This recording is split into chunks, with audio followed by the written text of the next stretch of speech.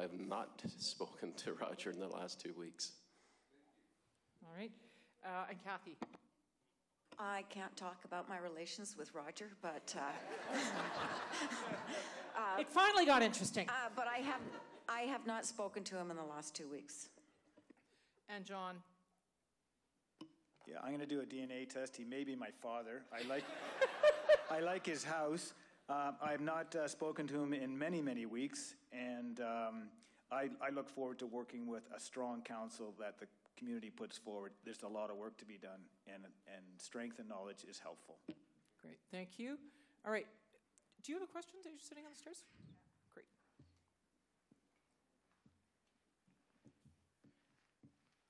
I appreciate that there's so many people running for council, but the one worry is that if you're not one of the 6 that does get into the mayor to support the mayor and the council, like if you're not one, I hope that you'll support whoever is and there's no backfire, like negative, oh, let's set Jack's seat on fire, let's, some horrible repercussions. So, yeah, good luck. So is it more of a statement then? Okay, yeah. Thank you. You've been forewarned, Jack. Just saying. All right, we've got a question from Slido that apparently if your name starts with a D, people want to know the answer to this question. So this is for Don, David, and Dwayne. How should the next phase of Cheakamus Crossing be financed? So over to you first, Don. I actually understood that it was going to be financed via the current model, the WHA model. I was very surprised to see that all of the units were going to be rental in this first phase. With Cheakamus Crossing number 1, all the units were pre-sold. The land had been given to us through the Olympic deal arrangement. And as far as I know, everything was paid for through the sales. I think some other alternatives down there. There is a great woman in town. If you haven't met Janie yet, you probably will. She's pushing a housing co-op, which I think is an incredible idea for people who are aging out and looking to create a community within a community. I had one more thing here. And provincial grants, of course, because there's money out there. We need to get as much of it as we can. Thank you. Dave.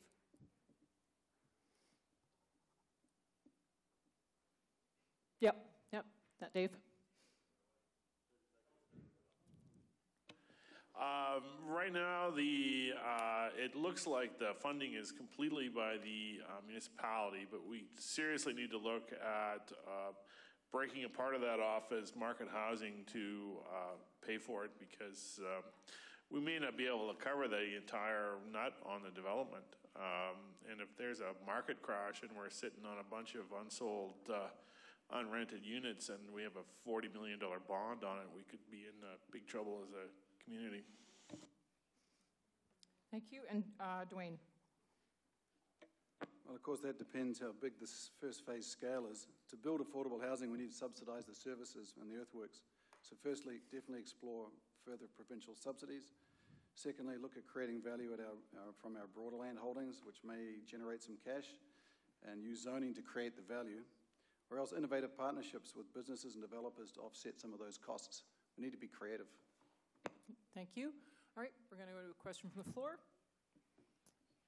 Hi, so this question is for Arthur, Melanie, and Jen. Assuming you get to council, I want to ask if you would be interested, or it would be a priority for you to open a new discussion with the province to expand the forms of transit that we have. Because around the world you have resort towns. And I was fascinated about how some of them had very efficient trains. And that topic's not being brought up here that much, maybe because it's not feasible, or maybe because it's not a hot topic. But if you're in council, it matters to me to be able to connect tourists and indigenous communities more easily to Whistler, whether it's for fun or for work. And I'd like to inquire about the possibility or feasibility of having a train and seeing if it can be discussed and brought up with the province as a sustainable form of transit. Who do you want that to go to? It's for Arthur, Melanie, and Jen. Okay. I think my response will be quick on this one. I'm with you. The province makes a lot of money off of Whistler, and transit is a fundamental problem at several levels, certainly environmentally as well as socially, and supporting our labor force here. So we need to work the province hard on getting the most that we can on improved transit through our corridor.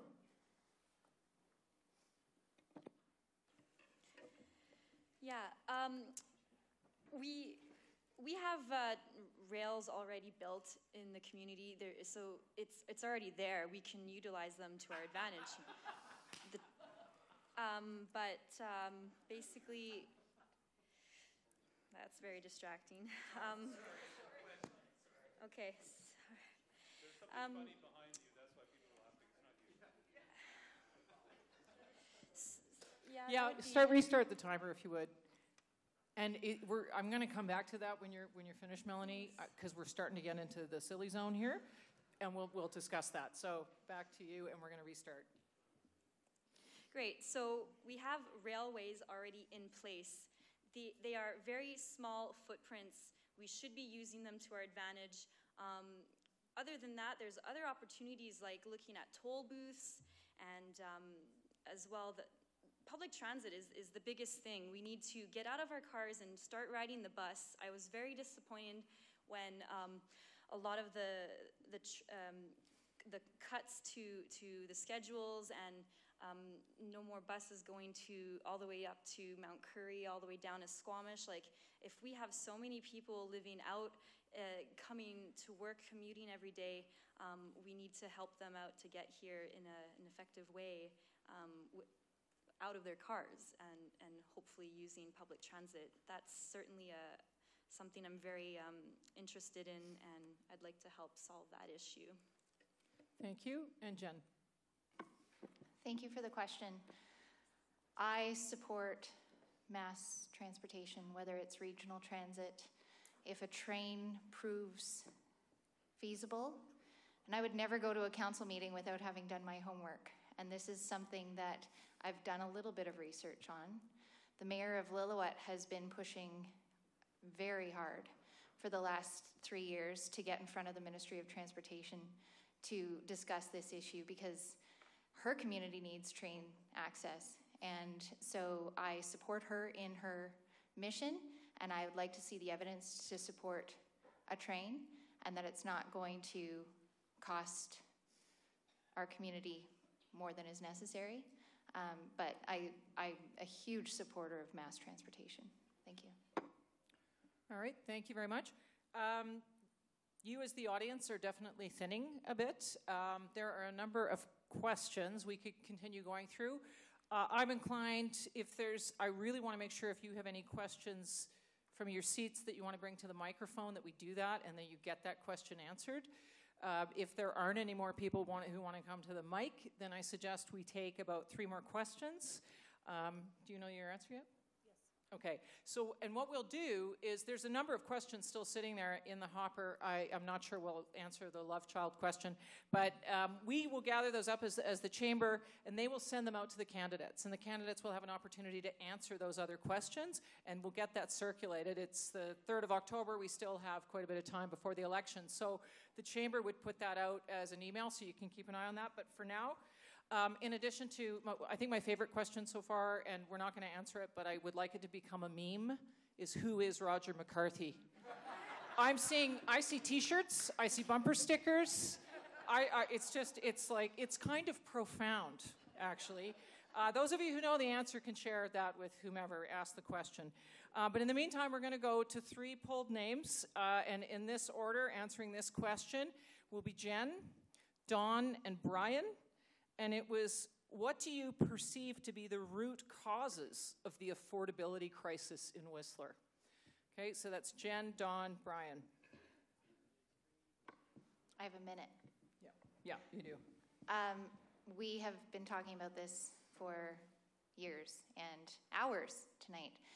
Housing, affordability, the ability to get to work knowing that your children are taken care of, makes it incredibly difficult for people to go to work if they don't have childcare.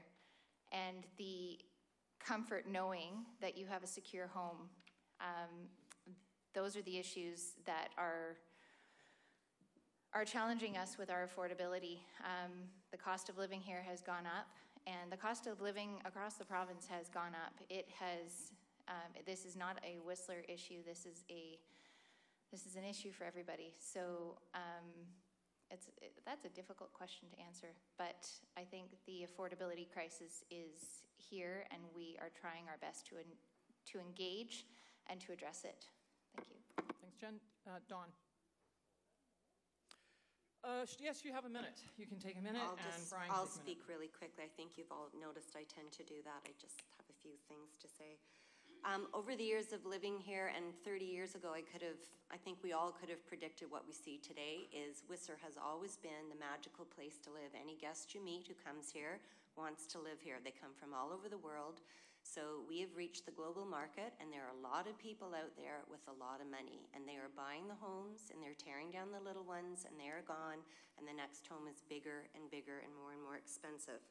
I think that's, from my perspective, that's what's happened. I know in the last little bit, I'm not an economic 101 person, but the strong US dollar right now is making it very cheap for American people to come here and buy up. They've done that before, and of course, then we had the other side of the cycle. Everybody wants to be here, and if you want to live in Monaco, then it's going to be expensive, and we're kind of the Monaco of North America. Welcome. Be happy you live here. Thank you. And Brian, down to Brian. Okay, so I think a couple of factors play into this. I think that the speculation tax has brought a lot of offshore money into Whistler, where people are parking it temporarily and not utilizing these properties for any usage. I think the supply and demand issue is there as a result of issues with the new Landlord Tenancy Act, where the owners don't feel that they have many rights with the rentals, so they don't feel that it's justified to rent to these folks. I would like to see that maybe there is a vetting group of folks who are looking for properties to rent here that are great tenants, and that we should work together with our community partners to perhaps vet these people and offer them to these other homeowners that are afraid to rent their homes. So working together with our partners to make these homes available to the good quality people that we do have in this town. Thank you. And who we got? Who do we have on that? That was it, I think. Okay. All right. I'm going to go to people at the, are you, okay, we're going to go this side, then we'll go to that side. All right. Hi, my question is for Kathy. In your opening statement, you mentioned about sustaining prosperity without growth. I wanted you to expand on that, and also keep in mind what your thoughts are with tourism in our shoulder seasons. Are you satisfied with the level that we have coming into town in spring and fall? Thank you for the question. Having lived here for over 40 years, when what is now the Hilton used to close its doors for the summer, and that was our shoulder season, I can tell you that we are, I think that we're doing quite well in our shoulder and our fall seasons. We have focused on festivals to fill in those shoulder seasons, and I think that, that it's been successful. Where we have had too much success is putting those festivals in the times that we're already busy. So one of the things I know TW wants to focus on is looking at midweek business instead, but also the sustain the prosperity. Don't grow it anymore, although we have 6,000 more bed units coming on stream at some point. Thanks. We're going to go to the mic.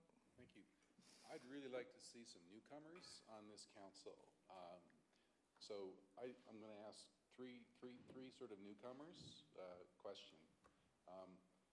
The question is, what has brought you to this table today? And I'd like it answered first Melanie, then Don Titus, and then Lance Bright. Thank you.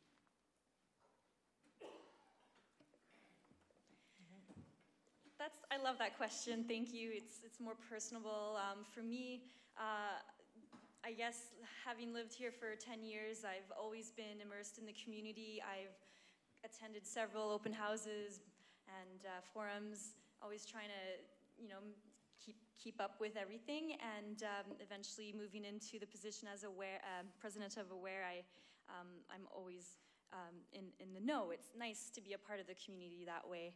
I'm also here representing my demographic. So again, as a working girl, I have 3 jobs, and I know it's hard to live here, and I want to help out the younger people who eventually will be moving into the next senior positions in this community. So I suppose that's, for me, it was really like the next step, really, for my career. And staying in love with. Thank you. And Dawn.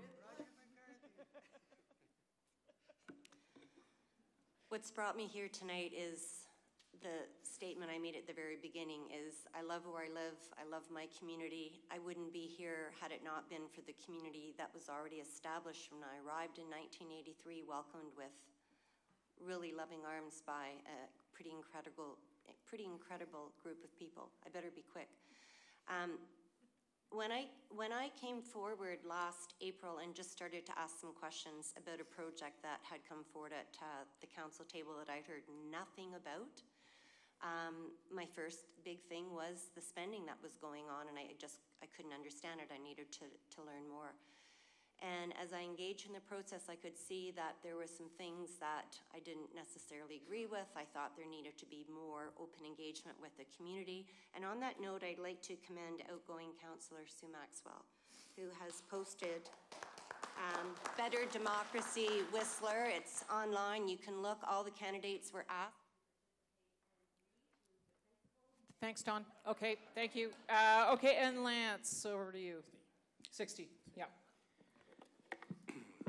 I woke up from my slumber when a development proposal threatened to destroy one aspect of my business. I rallied the troops, I fought City Hall, and I couldn't believe what I found. And we killed that proposal. We killed that proposal. It was nice. I've since reached out and helped other people. I've been concerned with what I've seen in other things. And now one of the reasons I'm running is I promised myself I would do everything I can to make sure this town did not burn down. Great. Thank you. I'm going to go to this question. Good evening. Being a representative of our community on the council, I'd like to hear from Jen Ford and Larry and Ira about the channels that you work with and to engage with the community and represent those demographics that may not be represented at these meetings here or on Monday night at the housing. The people that weren't there, what channels do you use to reach those and grow democracy and have more people come out and vote? To rephrase, sorry, what channels are you using to engage more people in our community on these issues? Great question. Jen. Thank you for your question. Not everyone can come to a council meeting. Not everyone wants to watch it online, as we've heard tonight. But there are issues that affect everybody. And I've been engaged on Twitter, Facebook, Instagram for the last 8, 9 years. I attended every council meeting that I was able to. I think I missed 3 when my son was born. In the term between 2011 and 2014, so that I could tell the world that was watching my Twitter feed what was happening at council. I've engaged with people, I've met them at their homes, I've invited people to meet me for coffee. I'm always available. My phone number is out there. People can call me, and they do. And that is how I engage with our community and the people that don't come to these meetings. I meet them where they are. Thank you. Thanks, Jen. And Larry. Engaging everyone in the community is very important. I'm fortunate that I've been able to meet a lot of the community via face-to-face, and that happens to because of how I volunteer my time, but also because of the business that I'm involved in. However, it needs to be expanded beyond that, and social media definitely, with all of its multiple channels, provides that opportunity to do just that. Especially with the younger crowds, more so than the older, they're much more attuned to social media and the impact it can have, and getting that message out to them. Lastly, of course, word of mouth, always very important in a small town, and word does travel, trust me. Thank you.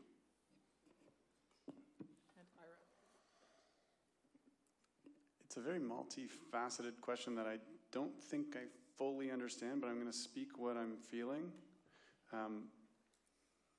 So for those of you that do know me, I'm a performing artist here in town and an educator. I work with children as young as 0, and I also work with seniors on an event that happens twice a year at the Fairmont. I work with a lot of people, and I consider myself to be a voice for everybody. That's really what I do. Being in situations like this where I don't really get to dialogue with you is challenging for me, so I've been vibing more with one-on-one encounters with people, sharing, listening, and it's been an amazing journey so far. So whatever it takes, let's make it happen. All right. Okay. Thank you. Oh, Paul, you got okay, we'll take a question from the floor. Hi there. First of all, I'd like to thank everybody. Truly, your level of support for the community and your passion. And could everybody give all the candidates a hand? Thank you very much. Now, quick show of hands. It's not a yes or no. Who hasn't been to the Whistler Museum on that fair? Who has not? So you've all been to the Whistler Museum. Okay, which councillor candidate now could tell me why the old gondola is in the middle of the room of the old trailer portable? Larry, why is the museum?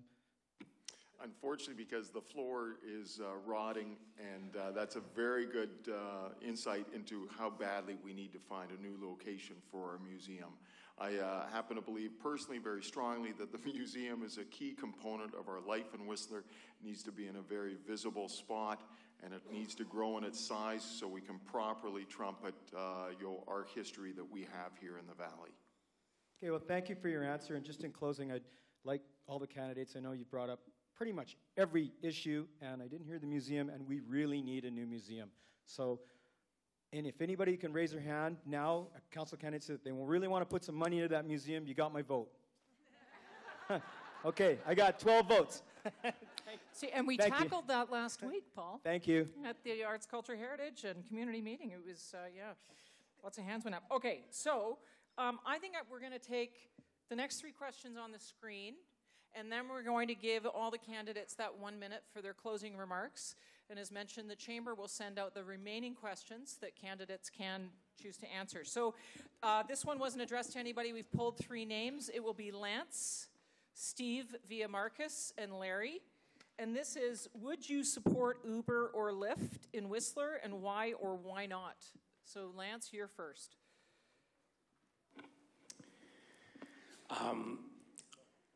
I suppose that if I would prefer to see a better transit system and perhaps a free transit system over already hurting our businesses. The Uber question is complex, and I can't say whether or not I'm aware that the municipality would have the authorization to prevent or allow Uber to take place in this town. Thank you. Over to Marcus for Steve. Okay, so yes, that's a complicated question. On behalf of Steve, I feel like he would probably want to look at some of the pros and cons before making any decisions. Perhaps a discussion would have to take place first. Thank you. And Larry? I would definitely support it on a couple of reasons. One, if we've ever tried to catch a cab at a busy time in our town throughout our busy seasons, it can be very difficult and very lengthy. I believe that It would open up opportunities for people to make money, to add to their incomes, which is certainly something that we've talked about earlier. I also believe that as it becomes more established worldwide and our guests come here, they are going to expect it, and I believe we should offer it. Thank you. Thank you. Okay, so we're going to finish up with a couple more questions that have been directed to people. This one specifically, and it'll be 60 seconds each, to Tova and Larry. How will you make time for reading council packages, attend and participate in the various committees while holding down full-time equivalent jobs? So Tova, and then Larry. Okay, well, first of all, I'll quickly say I studied political science and commerce at UBC. I was treasurer of the Ski and Snowboard Club. I worked 2 jobs. I participated in the AMS, so I have done this before. The good news is I worked full-time for 7 years as an employment counselor. I'm now actually doing that work privately as a consultant and one-on-one, so that's my own job. My primary job is going to be this council position if I get it. That is going to be my primary focus. I also have my own company doing long-term rental management as well. So both of those are my own companies, but this council position I consider to be my primary focus and do the best job possible for the residents of Whistler. Thank you. Thanks. And Larry. Thank you. Certainly it's not a path that's, I'm not the first person to walk down who's been on council and has held a full-time position as well. Certainly, adjustments to my time management will need to be made. That's certainly something that I questioned and looked at very closely even before I threw my hat in the ring. I can't tell you that my time and efforts to do a fabulous job on council will be first and foremost, and that's not something I take lightly. Thank you. Thank you. And now this will be the final question tonight. And it's set out for Kathy, Jen, and John. How would you control Airbnb or similar short-term rentals in unzoned areas? So we're going to start with Kathy. Thank you.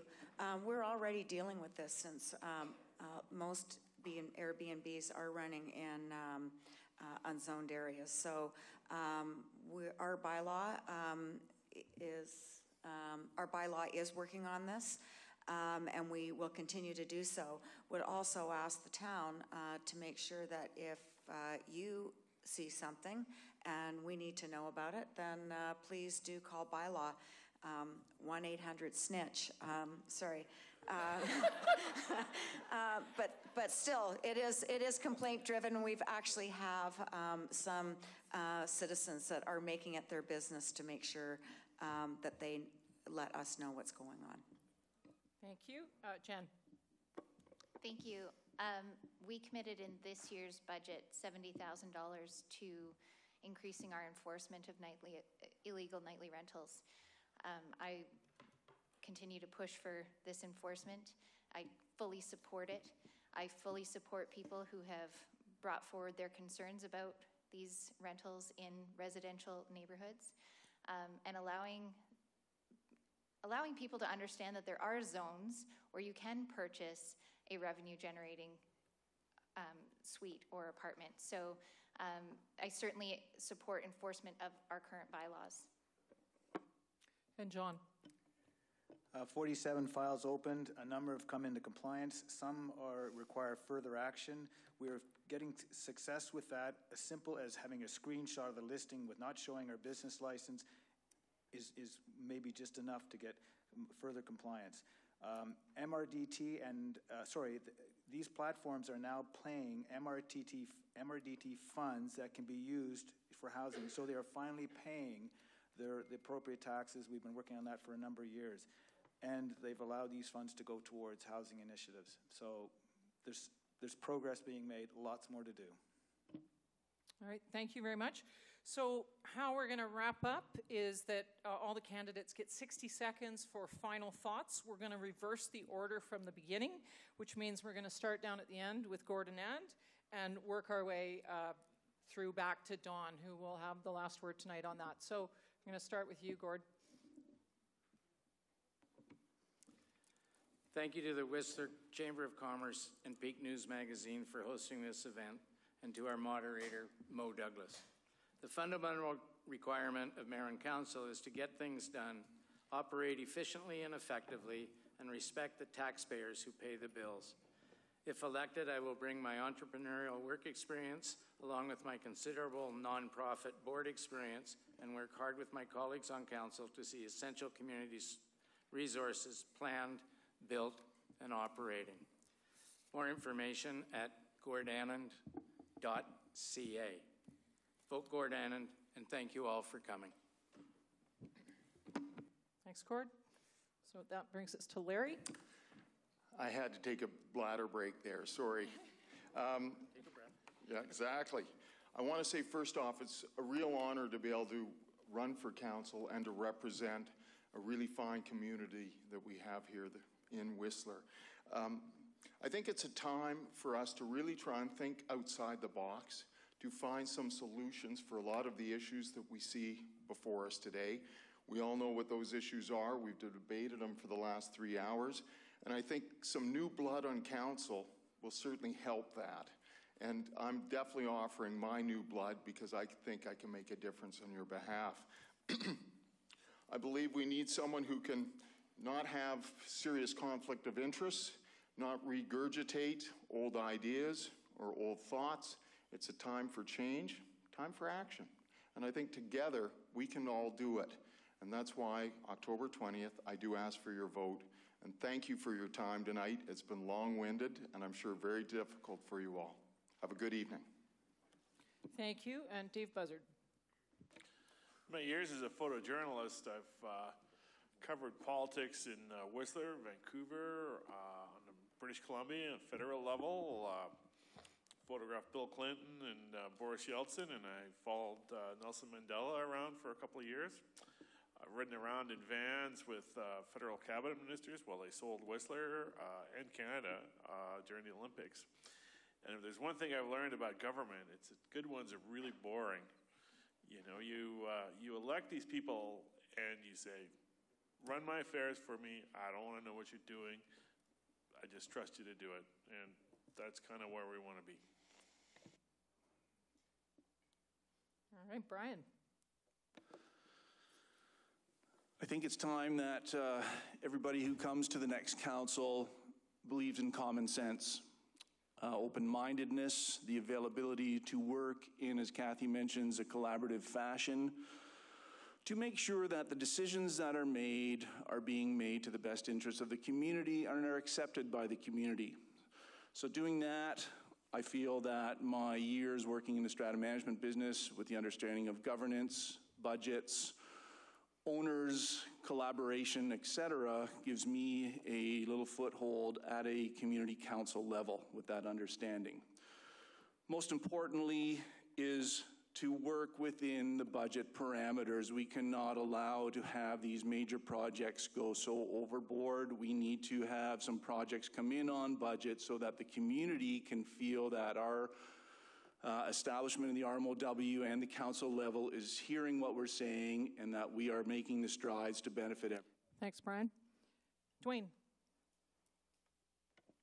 If elected to council, I will attempt to create a positive and dynamic relationship with my fellow councillors, do the necessary homework and research to arrive prepared, engage with the extensive experience available in our community and the members of our community, consider the unintended consequences of proposals that will have a negative impact on our community or environment, look for creative and innovative solutions to the problems presented, including immediate review of the proposed housing initiatives, look for creative solutions to attract capital and enhance our community recreation amenities and programs, look for creative solutions to attract capital to enhance our community's education facilities and programs, advocate for more mental health services in the corridor, particularly for youth and young adults, advocate for financial tools from senior government to support the high cost of operating a resort, advocate for our taxpayers when the provincial government considers arbitrary policies that will have a negative impact on our community. Thanks, Dwayne. Jeff Murrell. I think tonight I've shown that I have a unique skill set amongst this group, one that is needed on council and one that should be there. If you're choosing a team to run your investment, which is this community, I think you should have me on board. I will build relationships with citizens, organizations, staff, and council that allow us to collaborate, to find solutions, and effectively implement them while working within the financial, ecological, and social principles I seek to maintain. I also represent a group that should have a seat on council. I'm going to be a new family soon. I'm going to be experiencing a lot of things that I'm going to have to advocate for on council, and I think it's important to have that representation for my age group as well. And I think I'm a good candidate for it, so I hope I'll get your vote. And thank you very much for the time. Thanks, Jeff. Tova Yamernik. Thank you. And thank you for everyone who stayed here. You are marathon troopers as well, so thank you, really. I think my background in political science and commerce from UBC, as well as working as an employment counselor with the provincial government and coming to Whistler for 29 years, gives me a lot of background and experience. You asked for tangible solutions to problems, which I presented here tonight in terms of a childcare center, as well as through housing. And as a 34-year-old, I also understand definitely my demographic. I've worked here when I was 16, 19, 21, and here now again. So I really hope to represent all demographics, but the parents of people my age as well are starting to understand the challenges. And I want to also know, like businesses to know, I support you too, and I support your employees, and it's a hard time for everyone, and I want to make it better for everyone in Whistler. Thank you. Thanks, Tova. Jen Ford. Thank you. I have been committed to the process for the last 7 years, and I have been dedicated to our community, to all demographics, to all of the issues that we are facing. I have worked really, really hard to listen, to be thoughtful, to engage, and to work together with the rest of council. This is not an opportunity to bang your fist on the table. This is an opportunity to work together with all of the stakeholders and bring the best solutions forward. I would also support an advisory planning commission, which can help us see the long-range future for our community. Thank you. Thanks, Jen. Melanie. I want to thank everyone and all the candidates. I just feel so lucky and honored to be a part of this process, and that's something that I'm taking away. It's been a learning opportunity and growth, personal growth as well. But I guess I want to talk to something more about, I guess, a little taboo or stigmatized these days, but spirituality. I've been on a spiritual journey, and I'm really glad I did so at such a young age, to dissolve the ego and learn more about love and compassion. As an enthusiastic, optimistic person, I just want to bring great, well-rounded, and balanced ideas to the community with fresh eyes, brainstorming intellectual ideas and solutions, but more importantly, being very open-minded about potential. Thank you. All right, Arthur. On council, I will bring you a deep work ethic. I was raised on a dairy farm in the Fraser Valley, aka labor camp. On council, I'll bring global perspective and leadership on environmental issues. We are a global village. We must be a global light. On council, I will have a very sensitive view on social issues, as I'm the longest serving member on the Vancouver Crisis Line. On council, I'll be socially progressive but fiscally conservative. I'm Dutch. I've been directly involved in over $500 million in infrastructure development in my career. I'll help manage your money carefully. I'm a planner with an ability to define and address long-term issues and opportunities. This is the greatest resort community on the planet, and I intend on helping keep it that way, and thanks for hanging in. Thank you, Arthur. We're going to go down to Nathan Hawkins. Thank you. Thank you all for staying. Yes, thank you all for staying to the end, for sure. It's been long. I want to ensure that Whistler is affordable and that we keep Whistler Whistler. I would like to keep Whistler a community, keep Whistler moving forward with the issues and pursue the issues that we face today. Keep Whistler for an affordable future for our families, our young families that are in this town. I'd like to work with the previous council's decisions moving towards with the housing solutions, pushing those projects with working with staff. making sure that the younger families have a voice in our community as well. Nathan Hawkins and I would like your vote on October 20th to keep Whistler Whistler. Thank you. Thanks. Now we're to Janice Lloyd. Yes, I agree. Thank you for hanging in. It's it's been a long evening, but a very informational one. I really am interested in the stewardship of our dollars. There seems that what really concerns me, one of the things, is the gap between the initial contracts issued and the cost of the finished product. I believe that's where our transparency needs work. I like to see us, I want to help us nurture our neighborhoods, our ecology, and our families. I have several ideas about how that would be effective. Don't have enough time to do that here. I have a background in teamwork and collaboration, which has been very successful, and I'd like to bring that to the table. In all the forums I've attended, it seems that there's a common desire for a community center, a community gathering place that's open from, say, perhaps 10 in the morning till 8 o'clock at night, where youth can gather, all demographics in our community can gather. Thank you. We're going to go on to John Grills. Thank you. As a councillor, I come prepared, offer a balanced and informed opinion, and I feel I've shown to conduct myself in a professional and respectful manner. I'm ready to dig into new and innovative ideas that will come to the table. There's no break-in period for me. I'm ready to continue the work on October 22nd. Thank you all for attending, and thank you to those that organized this event. And I really appreciate all the comments you hear at an event like this, because each part of it helps build the knowledge that you need to take forward as we work in this community. Thank you, John. We're going to go to Ira.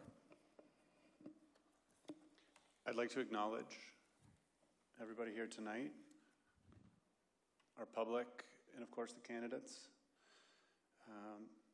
Mo, and our timekeeper. It's probably Nice job, been blinded by those lights. Lots of magic. I'm really present to the magic here tonight.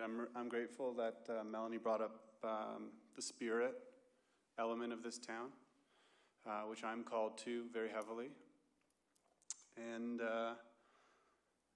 yeah, what a journey so far. It's been amazing connecting with people, and you know, if this is just the start, it's a great start for me down this path of being able to connect on a deeper level in this community. And so regardless of how things go on the 20th, I'm extremely hopeful and excited to continue the dialogue. Thank you. Thank you. Kathy. All right, again, I would also like to thank our host this evening, and of course our moderator for all her great quips. As well as the audience. This was about the time our council meeting ended last night. So this is really good practice for all the new candidates and also to the audience. So see, it's not so bad. You should come to a council meeting.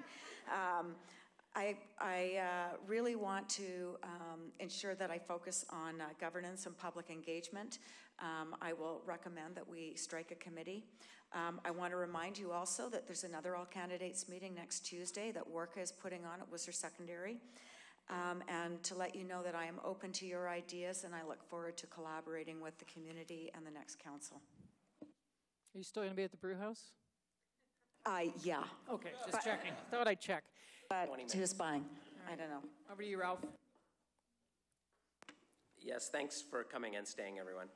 I hope that you'll vote for me because I know what I'm doing.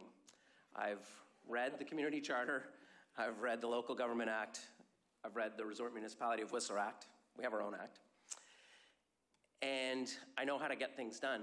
I have a track record of getting housing built in Whistler, and a proven track record of supporting young families with daycare, and a proven track record of supporting business in town. I'm not going to sell you the new and improved Ralph. You're going to get the broken in Ralph. I've served my time on the sidelines, and I'm ready to get back at the table. I'll probably pound my fist a little bit, but you'll know that I'm fighting for you. Thank you. Thanks, Ralph. And we've got Marcus representing Steve Andrews. Thank you. And thank you everybody who is still here, and thank you everybody who helped organize and put this on. I got a response from Steve. He said he's attended or witnessed about a dozen meetings. Excellent. So I've known Steve Andrews for over 15 years and can honestly say that he is very passionate about preserving the original Whistler spirit. Steve is an artist, he's a nature lover, he's an environmentalist, and he walks the walk. While many people in the younger generation continue to leave due to lack